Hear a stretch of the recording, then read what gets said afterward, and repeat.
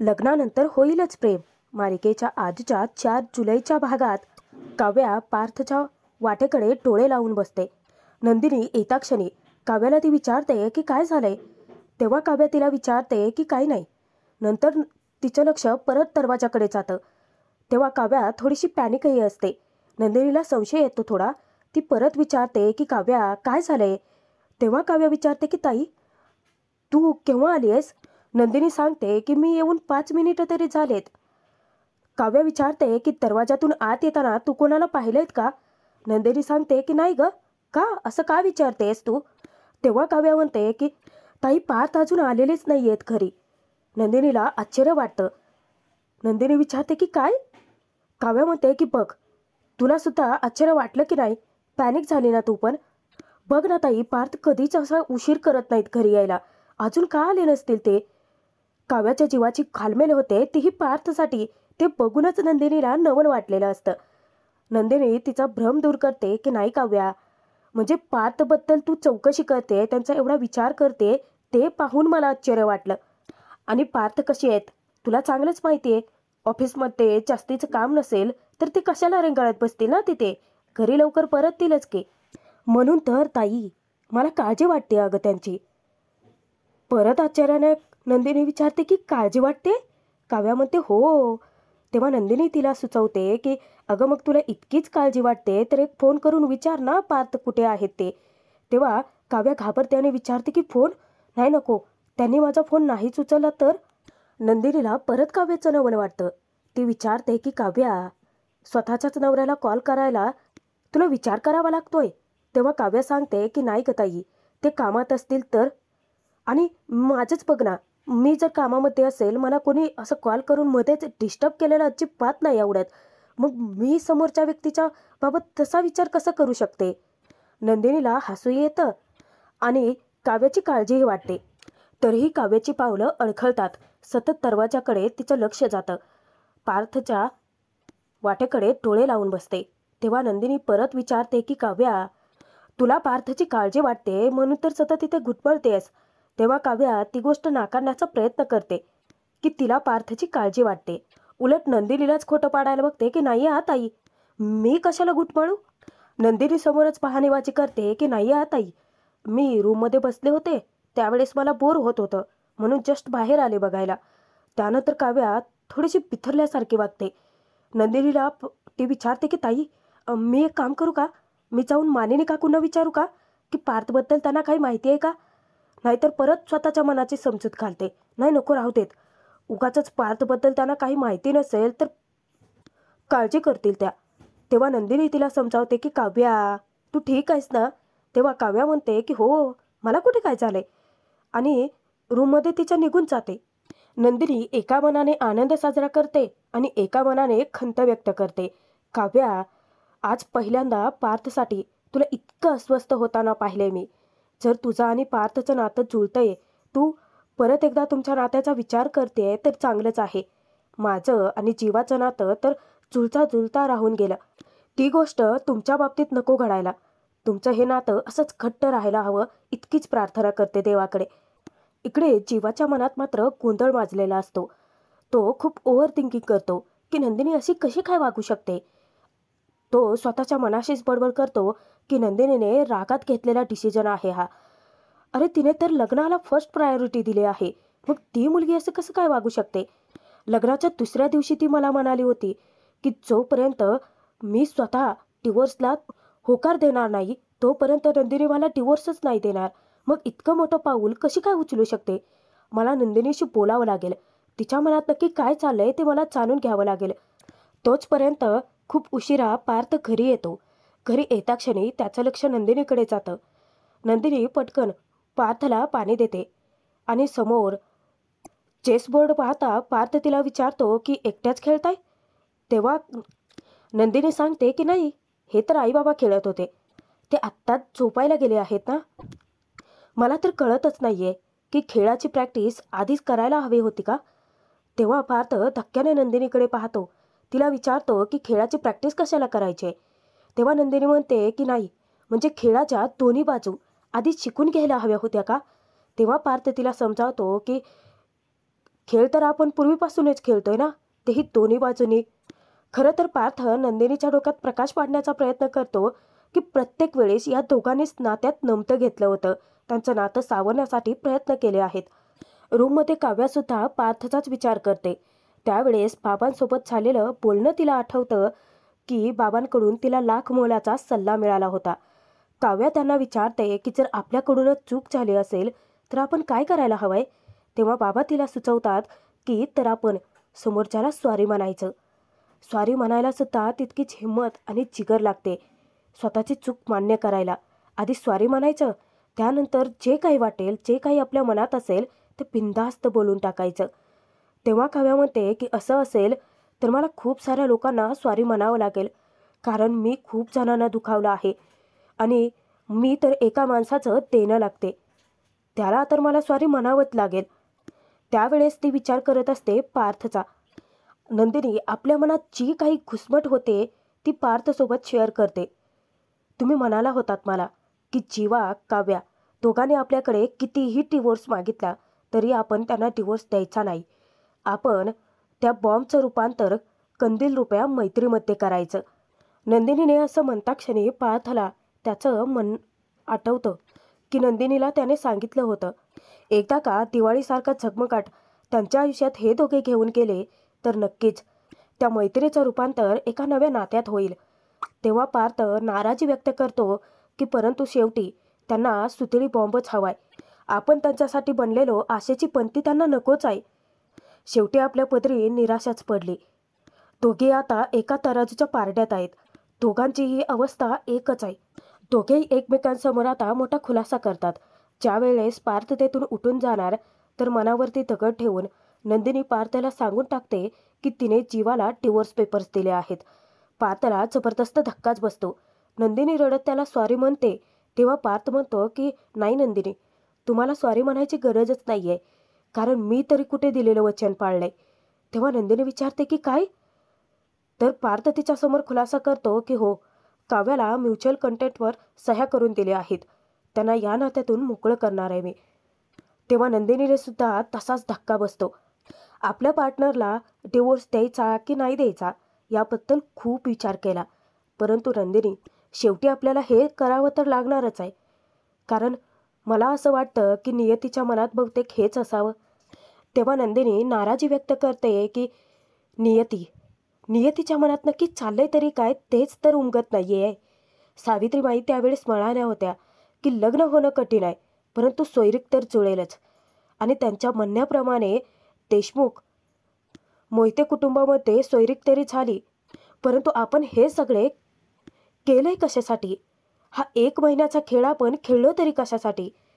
तेव्हा पार्थ म्हणतो की समाधान आपण आपल्या परीने 100% दिलेत. या दोघांनी खूप विचार करूनच खूप टोकाची पावलं उचललेली असतात. तेव्हा नंदिनी पार्थला म्हणते की मला ना आता खूप भीती वाटायला लागली आहे. या डिवोर्सबद्दल जेव्हा घरच्या सगळ्यांना कळेल तेव्हा काय विचार करतील ते.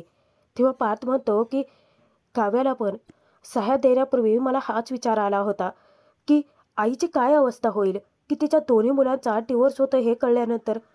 डिवोर्सचा निर्णय म्हटलं तर जसं 2 व्यक्ती एकमेकांपासून दुरावतात तसंच 2 कुटुंब एकमेकांपासून दुरावतात. कारण जर 2 व्यक्तींमध्ये त्या डिवोर्स झाला तर कुटुंबसुद्धा तडकाफडकी आपले नातेसंबंध तोडतातच की. पार्थला ती सांगते की आपल्या डिवोर्सबद्दल इतक्यात आपण घरच्या कोणालाच नको सांगायला. तेव्हा पार्थ विचारतो की परंतु किती दिवस त्यांना अंधारात ठेवणार. पार्थचाही मुद्दा तितकाच बरोबर आहे. नंदिनी पार्थला खूप मोठा प्रश्न विचारते की पार्थ तुम्हाला काय वाटतं की आपला जीवा काव्या विचार करतील की डायरेक्ट सह्या करून मोकळ्या होतील. तेव्हा पार्थ म्हणतो जर त्यांना आपल्याला एक संधी द्यायचीच असती तर त्याच वेळेस दिली असते की. त्यानंतर आता सगळं जे काही मनात दाबून ठेवलं होतं, जे त्यांच्या मनावरती ओझं होतं ते एकमेकांशी बोलून मोकळे होतात.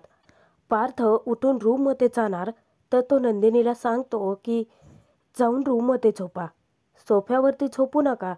तेव्हा नंदिनीला धक्काच बसतो आणि तिच्या लक्षात येतं की म्हणजे नंदिनी रोज सोफ्यावरती झोपते तेही बाहेर. ती गोष्ट पार्थला केव्हाच कळाली. पार्थसमोर तर ती त्या गोष्टी टाळाटाळ करते. पार्थला सांगते की नाही, माझं महत्त्वाचं काम आहे ते पूर्ण करणार आहे. किचनमध्ये काम राहिले ना ते करते आणि जाते रूममध्ये. तेव्हा पार्थ रूममध्ये जाणार तर त्याच्या मनातलंही नंदिनी ओळखते की काव्या लवकर झोपली असेल, म्हणूनच तर यायला उशीर केलात ना तुम्ही. पार्थच्या तोंडून शब्दच फुटत नाही, निशब्द होऊन जातो आणि तो रूममध्ये निघूनही जातो. पार्थ निघून जाताच नंदिनी बसून मानिनीच्या बोलण्याचा विचार करते की वजीर जर का खेळातून बाहेर पडला तर खेळ सुरू राहूच शकतो, परंतु राजा जर का त्या खेळातून बाहेर पडला तर खेळ तिथेच संपतो. तेव्हा बुद्धिबळातली पुढची चाल नंदिनी खेळते आणि तिथून उठून जाते. पार्थने काय विचार केला होता आणि काय घडतंय? त्याला वाटलं होतं की कदाचित काव्या झोपली असावी, परंतु काव्या तर इथे अभ्यास करत बसलेली असते. पार्थला पाहता क्षणी काव्या तडकपणे उठते, धावत पार्थकडे जाते आणि पार्थशी बोलण्याचा प्रयत्न करते की पार्थ प्लीज ऐकून घ्या ना माझं. मला फक्त तुमची 2 मिनिटं हवी आहेत. मला तुमच्याशी बोलायचं आहे. आधी जे काही बोललेले नाही आहे ते सगळं, माझ्या पास्टबद्दल बोलायचं आहे. तेव्हा पार्थ धक्क्याने काव्याकडे पाहतो तर तेच टोकाचं पाऊल उचललेलं असतं जीवाने. जेव्हा नंदिनी किचनमध्ये असते तिचं कामातही लक्ष लागत नाही. सतत ती जीवाबद्दलच विचार करते आणि नेमका जीवा येतो. नंदिनीला हाक मारता क्षणी नंदिनी आता तेथून जाणार तर तो तिला तिथे थांबण्यासाठी रिक्वेस्ट करतो. तिच्याकडे तो फक्त 5 मिनिटांचा वेळ मागतो. नंदिनीला तो विचारतो की तुला जाणून घ्यायचं होतं ना माझ्या आयुष्यातली ती मुलगी नक्की कोण आहे ते. मी सांगायला तयार आहे, परंतु नंदिनी ऐकून घेण्याच्या मनस्थितीतच नसते. जीवाला उलटा सवाल करते की काय तुम्ही माझ्याशी बोलताय? कारण आधी कधी मी त्या मुलीविषयी तुमच्याकडे विचारपूस केली, प्रश्न विचारले तर मला कधी उत्तरच दिलं नाही. म्हणून विचारते, तुम्ही नक्की माझ्याशीच बोलताय ना? नंदिनी सुद्धा अगदी तोडून वागते.